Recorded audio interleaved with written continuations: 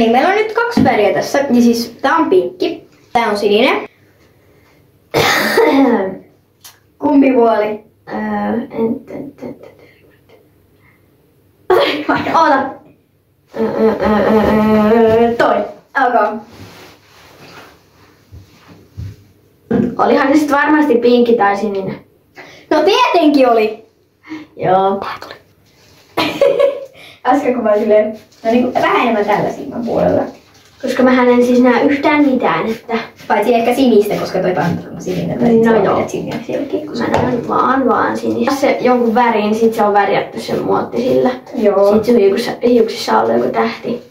Mulla on kerran tehty niin. Mulla on tehty aina, kun mä oon ollut parturissa, mä oon ollut pieni. Mä oon aina halunnut semmosen. Nyt sulla on vähän omaa parturia täällä. Eli laitetaan nyt tätä.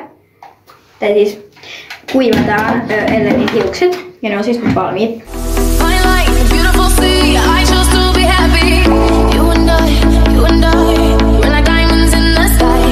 Eli ne näyttää suurin piirtein täällä takaa.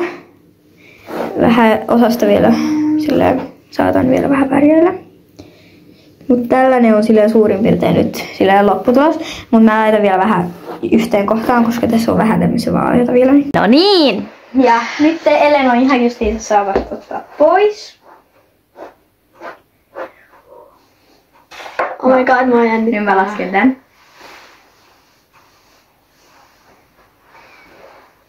Noniin. Sitten N, Y, T, nyt.